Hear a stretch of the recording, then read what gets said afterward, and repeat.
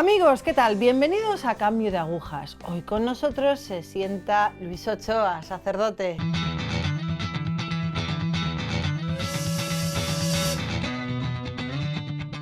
Bueno, pues a ver, Luis, ¿podrías contarnos un poco cómo fue la infancia? Si fue en una familia católica o quizás en una familia distanciada de Dios.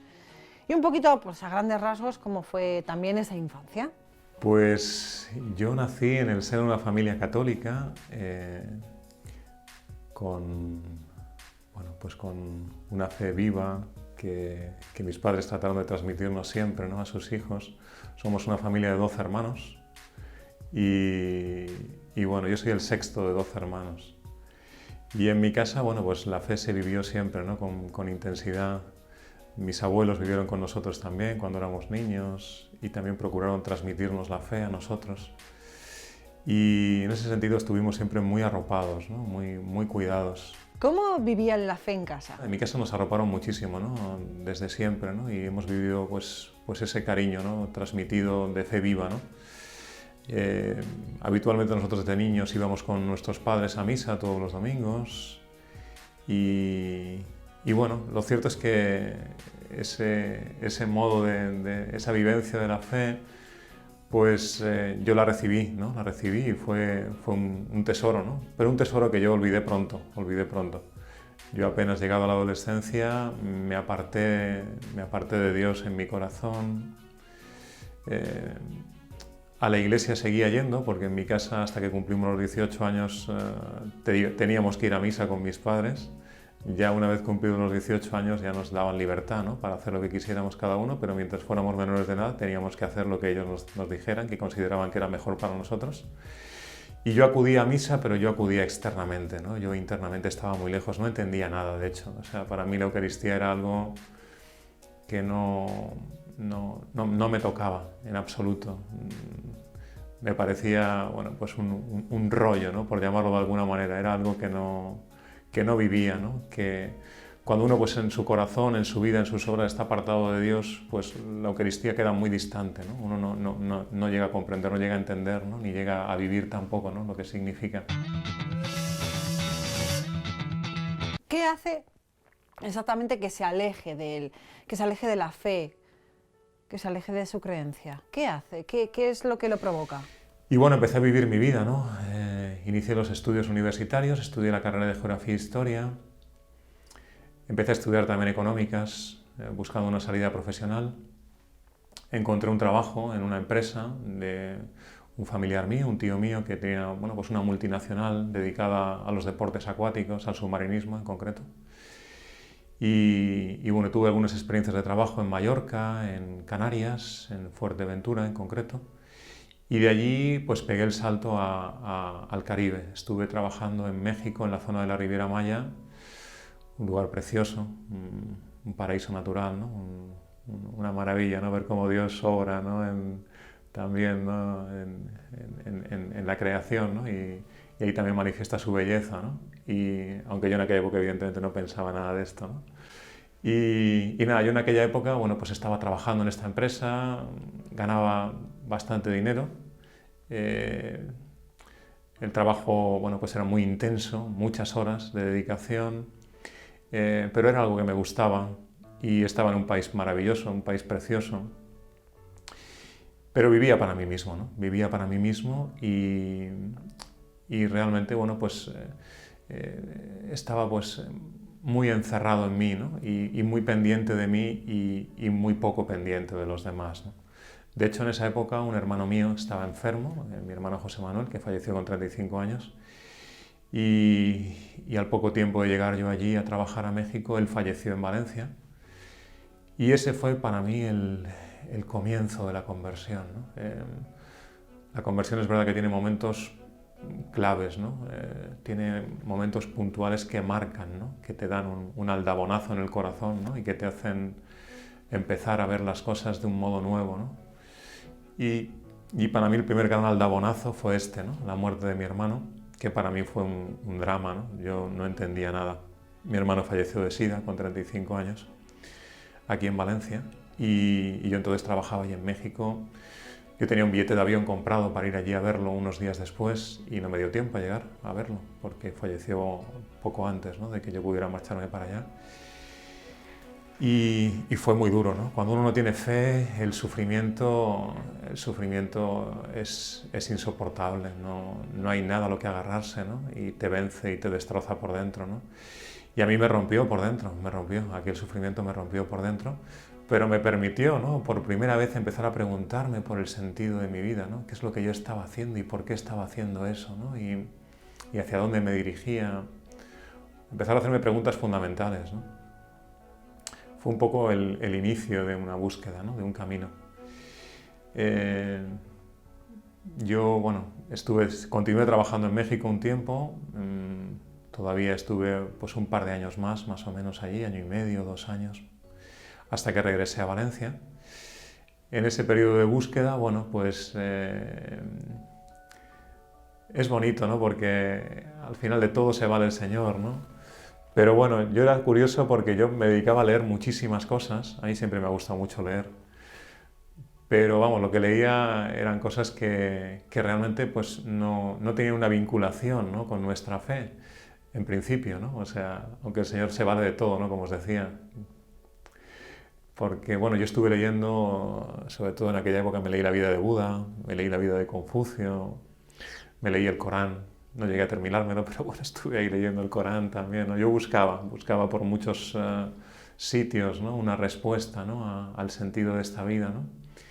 Todo menos coger unos evangelios, ¿no? Y todo menos volver a las raíces, ¿no?, que yo había recibido, que las daba por supuestas, ¿no? Y que de algún modo algo había quedado, pero había quedado como muy atrás, ¿no? No lo tenía en absoluto presente, ¿no?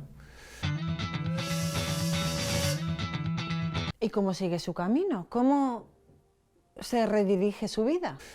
Y nada, en ese camino pues regresé a España y empecé a trabajar en la empresa que estaba en México, pero en su sede central, su sede administrativa en Valencia.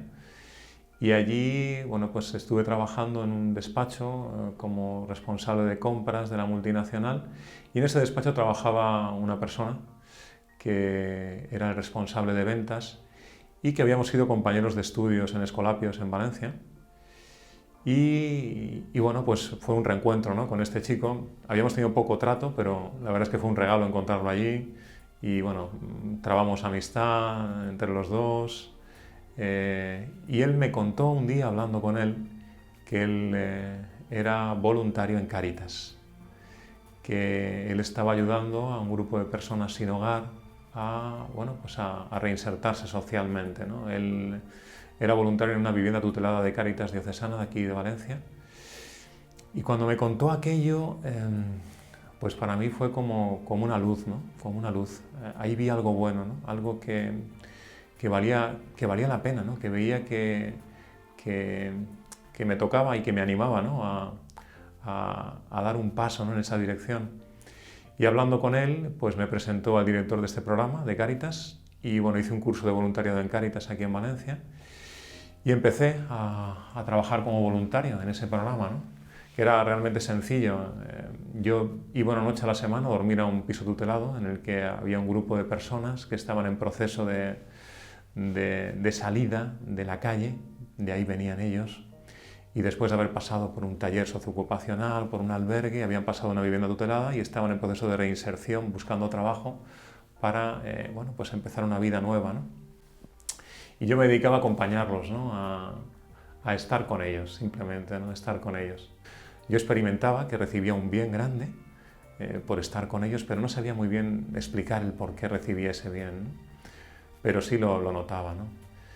Evidentemente el Señor lo que estaba haciendo era ampliar mi corazón, ¿no? Por primera vez estaba empezando a hacer algo que no era buscarme a mí, ¿no?, que no era darme vueltas a mí mismo, ¿no?, que no era tratar de vivir para mí, ¿no?, sino de salir de mí, ¿no?, un camino de salida de mí, ¿no?, que encontré, que el Señor me mostró, ¿no?, a través de los pobres, ¿no?, a través de los necesitados, ¿no?, de la gente que vivía en la calle. Y eso me ayudó mucho. Yo en aquella época estaba saliendo con una chica y recuerdo que un día fuimos a una Eucaristía. Ella me llevó. Yo habitualmente en esa época no iba a misa nunca, ¿no? Solamente en alguna celebración, alguna boda, algún evento especial, ¿no? De algún familiar, de algún amigo, pero yo, vamos, por mi cuenta no iba, ¿no? Y ella me llevó un día a una iglesia en la calle Cirilo Amorós, aquí en Valencia, en la iglesia de los dominicos, y recuerdo que escuchando aquella Eucaristía, escuchando la palabra me tocó el corazón, ¿no? Percibí que había una verdad en ella, ¿no? que había algo en esa palabra que era profundo, ¿no? y era grande, ¿no? No recuerdo muy bien lo que se dijo, pero sí recuerdo la impresión que me causó, ¿no? Y yo ahora más o menos lo voy comprendiendo, ¿no? Porque entonces tampoco entendía por qué esa palabra en ese momento concreto me tocaba el corazón, y cuando era un jovencito de 17 años o 18, esa palabra me rebotaba aquí como si esto fuera un pedrusco, ¿no? Que efectivamente lo era, ¿no? Y bueno, con el tiempo yo creo que eso fue fruto, ¿no? De ese trabajo que el Señor fue haciendo con mi corazón a través del acompañamiento de estas personas, ¿no? Mi corazón se fue abriendo y de algún modo la palabra, cuando tu corazón se abre, pues penetra más adentro, ¿no? Y empecé a percibir en eso algo, ¿no? Que me empezaba a encaminar en esa dirección, ¿no? De alguna manera.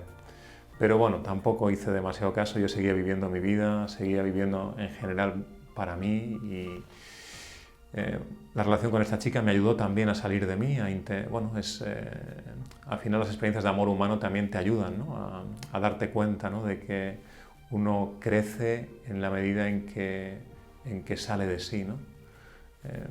Es una experiencia bonita la del amor, ¿no? Porque te ayuda a darte cuenta de que en la medida en que te pierdes, en la medida en que menos estás pendiente de ti, más creces tú como persona, ¿no? Más te encuentras a ti mismo, ¿no? Y bueno, en ese sentido esa experiencia también me ayudó, ¿no? ¿Cómo tiene lugar ese primer acercamiento con Dios? Tiempo después tuve que dejar este trabajo, y bueno, empecé a trabajar en la Universidad Católica, todo providencial, a través de una persona que conocía a mi familia, una persona pues, que tenía amistad además con una abuela mía, que era de la obra, una abuela mía que era supernumeraria del Opus Dei. Pues esta amiga mía me ayudó a encontrar un trabajo, y ese trabajo fue bonito también, ¿no? Porque el Señor me dirigió, ¿no? También hacia Él a través de la Universidad Católica, ¿no? Yo todavía estaba muy lejos del Señor, ¿eh? Mi corazón estaba muy perdido, ¿no? Aunque había habido momentos ya de luz, pero todavía yo vivía en tinieblas, ¿no? Estaba muy perdido. Y lo cierto es que allí en la universidad, bueno, pues primero trabajé en la oficina internacional, por mi experiencia un poco en este campo, y luego después pasé a trabajar en una oficina nueva que se creó, la Oficina de Acción Social Universitaria.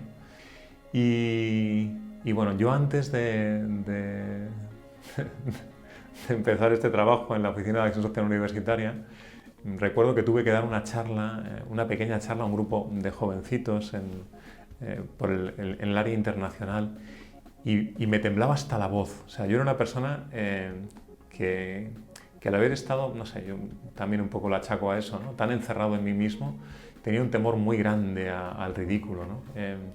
Y me costaba muchísimo hablar en público.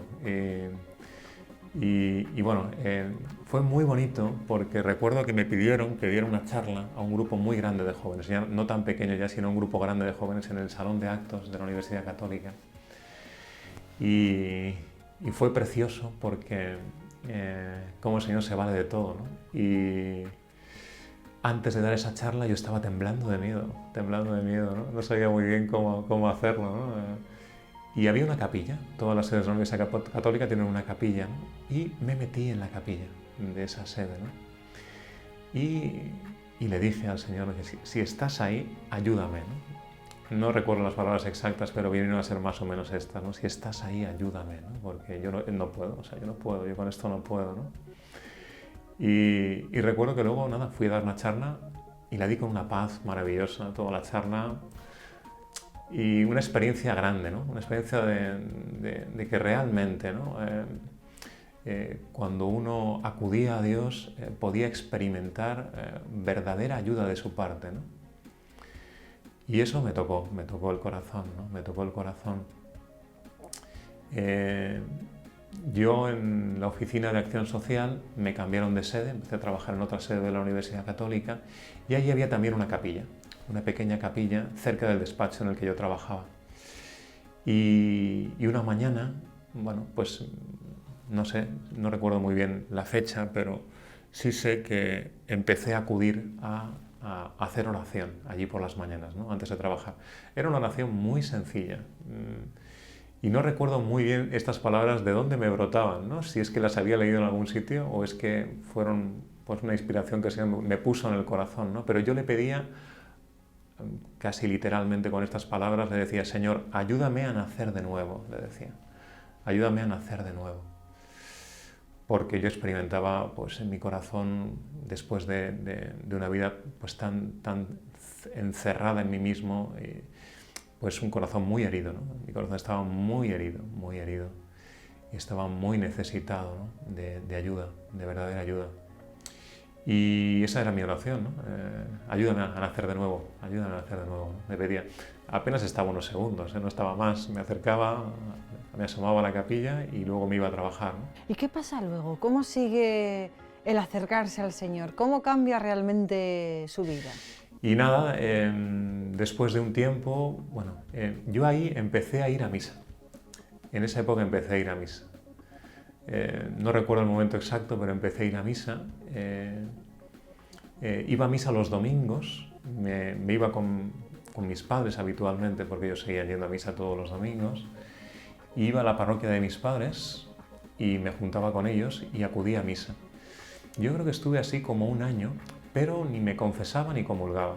Solamente iba a escuchar la palabra. Escuchaba la palabra y me marchaba. Y estuve así aproximadamente un año, ¿no? En ese tiempo en la universidad pues tuve bueno, pues una serie de dificultades y en última instancia,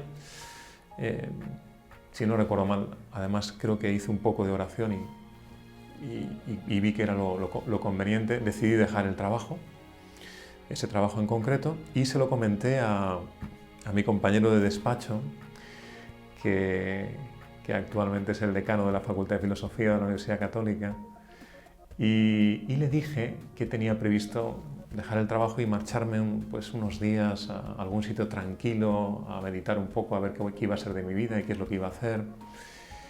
Y entonces el que me escuchó esto me dijo, mira, yo el próximo puente de la Inmaculada, yo esto se lo debí contar en el mes de noviembre del año 2007, dijo, yo el próximo puente de la Inmaculada tengo previsto hacer un retiro espiritual en La Lloma, que es una casa de espiritualidad muy cerquita de aquí de Valencia, y si quieres venirte conmigo, pues lo podemos hacer juntos.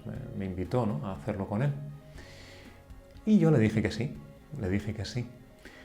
No sé muy bien por qué le dije que sí, pero sí, le dije que sí, y bueno, el Señor ya me había estado preparando de alguna manera, ¿no?, con todos estos acontecimientos que he contado, ¿no? Y nada, le dije que sí a este compañero de trabajo y allí que me fui, a este retiro espiritual. Yo nunca había hecho un retiro espiritual, nunca. Fue la primera vez en mi vida, el Puente de la Inmaculada del año 2007. Yo entonces no sabía ni lo que era la Inmaculada, o sea, no sabía ni quién era la Inmaculada. O sea, sí, sabía quién era la Virgen, pero no sabía lo que significaba la Inmaculada, no sabía nada de nada. Y ese retiro pues fue un antes y un después, ¿no? ¿Por qué ese retiro fue un antes y un después? Yo estaba una noche rezando y percibí en mi corazón como una invitación, ¿no?, a rezar por las personas que me habían hecho daño a lo largo de mi vida, ¿no?, que habían sido algunas en concreto, ¿no?, y que yo tenía pues esa herida ahí en el corazón, ¿no? Y bueno, igual que podía haber rechazado esa invitación, ¿no?, que yo percibía en el corazón, pues decidí aceptarla, ¿no? Decidí aceptarla y esa tarde-noche le pedí a Dios por estas personas en concreto, ¿no?, en la oración, ¿no? poniéndoles rostro, ¿no? y pidiéndoles por ellas con sencillez. Tampoco fue una oración así, pero bueno, le pedí al Señor por ellas, ¿no? Y bueno, recuerdo que me dio mucha paz, ¿no? De hecho, cuando me fui a dormir esa noche, estaba un poco sorprendido de cómo he hecho yo esta oración. O sea, no me explico que yo haya sido capaz de hacer esta oración, ¿no? De pedir por ellos, ¿no? Y nada, estando acostado en la cama, en la habitación, intentando dormir con esa paz, ¿no? que tenía después de haber hecho esa oración, ¿no? Al poco tiempo de haber hecho esa oración, pues como un fogonazo, ¿no? En mi corazón, ¿no? Un empezar a ver mi vida, ¿no? Y un empezar a ver no ya las personas que me habían hecho daño a mí, sino las personas a las que yo había hecho daño. A las que yo había hecho daño, ¿no? Pum, pum, pum, pum, pum, pum, pum, pum, pum. Una tras otra, ¿no? Viéndolas, ¿no? Y llegó un momento en que tuve que saltar de la cama, ¿no? Salté de la cama y le dije, Señor, nunca más, ¿no? Hasta aquí, ¿no? Hasta aquí. Hasta aquí. Y ese fue el momento clave, ¿no? En el que el Señor, pues, yo tampoco le di más vueltas, ¿no? Le dije hasta aquí al Señor. En ese momento no sabía mi vocación cuál iba a ser, ¿no? Sí que le dije al Señor también, ¿no? que sea de mí lo que tú quieras, más o menos le vine a decir eso, pero sí que tenía claro que esa vida anterior tenía que terminar, ¿no? Y empezar una vida nueva, ¿no? Y bueno, me acosté. Yo en ese momento tampoco entendía muy bien lo que había pasado, ¿no? Luego vas cayendo en la cuenta, ¿no? O sea, al final es un percibir que es el Señor el que te ha amado primero, ¿no? Que es Él el que desde siempre ha estado amándote, ¿no? Y sosteniéndote en tu miseria, ¿no? En tu pobreza, ¿no? Y se cumple la palabra también, ¿no? Yo en ese momento la palabra apenas la conocía, ¿no? De haber escuchado en misa durante ese último año la palabra, pero muy poquito, ¿no? Y esa explicación del Padre Nuestro que hace el Señor, ¿no? Que nos invita a perdonar a los otros, ¿no? Para ser perdonados también, ¿no? De alguna manera. Bueno, la cuestión es que al día siguiente yo me confesé. Al día siguiente me confesé con el sacerdote que predicaba aquel retiro, un sacerdote muy mayor. Bueno, en esa época no era tan mayor, aunque ya era algo mayor, pero no era tan mayor. Y que para mí ha sido fundamental este sacerdote porque me estuvo acompañando espiritualmente muchos años, muchos años. Y bueno, me confesé con él, comulgué al día siguiente. Bueno, yo salí de ese retiro como del cielo, vamos. O sea, fue un regalo impresionante, ¿no? De hecho, cuando acabé el retiro yo pensaba, yo no sé cómo no he hecho esto antes, o sea, yo soy un idiota, o sea, me he perdido algo que es grandioso, ¿no? Y que de verdad te cambia y te ayuda, ¿no? Y te conforta y te consuela, ¿no? Se convierte, se acerca al Señor, pero ¿cómo descubre la vocación del sacerdocio? En el mes de mayo, en el mes de María, la Virgen está siempre detrás de nuestra vocación, siempre, siempre. Leí el Evangelio de Lucas, en el que dice: el que quiera ser discípulo mío, que deje a su padre, a su madre, a su mujer, a sus hijos, que tome su cruz y me siga, ¿no? Y aquellas palabras a mí se me clavaron en el corazón. O sea, yo percibí que el Señor me estaba pidiendo dejarlo todo por Él, todo. Mis proyectos, o sea, yo pensaba casarme, yo quería casarme, quería tener hijos, ese era el deseo que yo tenía en mi corazón, a mí me encantan los niños, o sea, y ese era el deseo que yo tenía desde siempre, ¿no? En mi corazón, ¿no? Y aquella noche el Señor me invitaba, ¿no? De una manera muy clara, yo lo percibía con mucha claridad, que me lo estaba diciendo, ¿no? A mí, que lo dejara todo por Él, ¿no? Y bueno, me costó una barbaridad, esa es la verdad, Él lo sabe todo, Él lo sabe todo. Me costó una barbaridad decirle que sí, me costó una barbaridad. Y al final se lo dije, ¿no? Le dije sí, le dije que sí al Señor, ¿no? Después de una lucha grande conmigo mismo, le dije que sí, ¿no? Le dije que sí, pero fijaos qué tonto que soy, que estuve una semana como refunfuñando, ¿no? Como con el ceño fruncido diciendo, No sé cómo he entrado aquí, ¿no? No sé qué me ha pasado. Como si yo estuviera haciéndole un favor a él. Esa era la sensación que yo tenía, ¿no? Así de ciego estaba, ¿no? O sea, así de torpe era, ¿no? Y bueno, y sigo siendo, porque soy tan tonto que aún creo que soy yo que le está haciendo algún favor. Y bueno, aquel día le dije que sí al Señor, se lo comuniqué a mi director espiritual, me dijo, espérate, no lo digas todavía, espérate, vamos a ver, esto hay que discernirlo, hay que concretarlo, cuando ya tengas decidido el lugar, cuando ya veas el sitio en el que vas a estar, el seminario, etcétera, pues ya lo comunicas. Y en ese impasse, eso fue el mes de mayo, pues en el mes de junio, mi padre, bueno, en el mes de mayo, en el mes de mayo mi padre tuvo un infarto.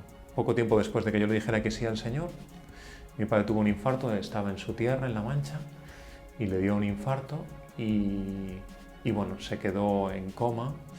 De hecho, tuvo muerte cerebral porque lo reanimaron muy tarde ya y ya, bueno, el cerebro murió. Realmente él estaba ya muerto, ¿no? Aunque aún respiraba con un respirador artificial, pero su cerebro estaba ya muerto, ¿no? Y nosotros eso no lo sabíamos, estuvimos, bueno, pues intentando ver si podía haber solución para que se recuperara. Fueron días duros, difíciles, y nada, mi padre pues falleció en esta cama de hospital, allí en Ciudad Real, un día 13 de junio, y qué distinto se vive todo cuando uno tiene fe, desde Dios, qué distinto se vive todo, ¿no?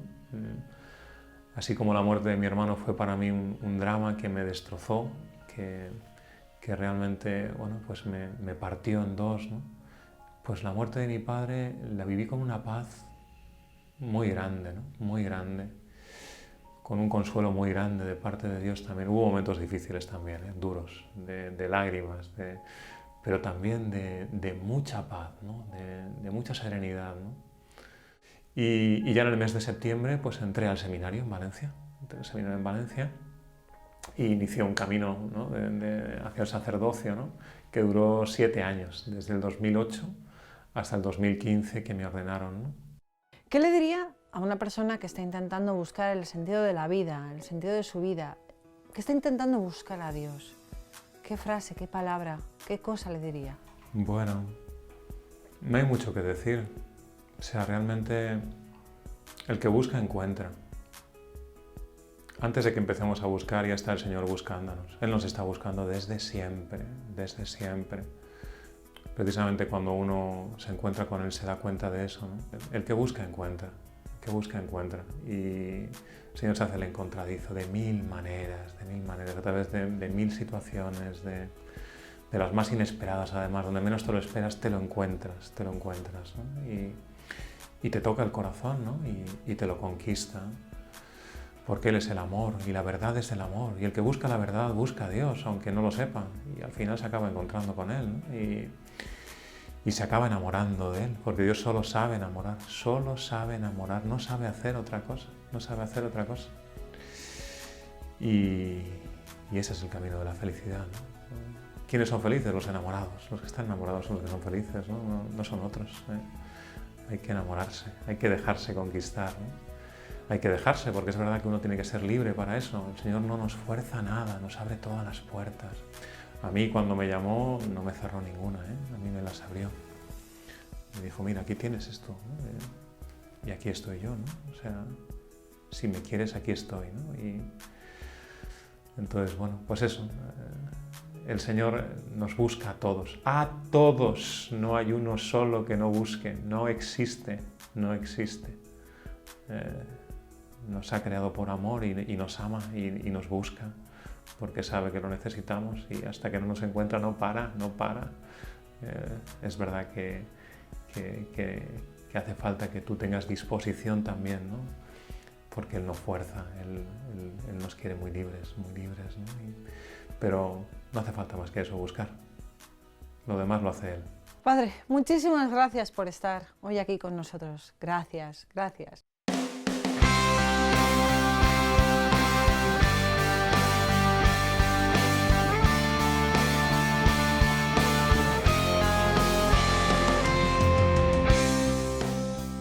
Amigos, nos hemos quedado sin tiempo, pero muy simple. El que busca, encuentra. pero hay que querer buscar. Gracias por estar hoy aquí con nosotros.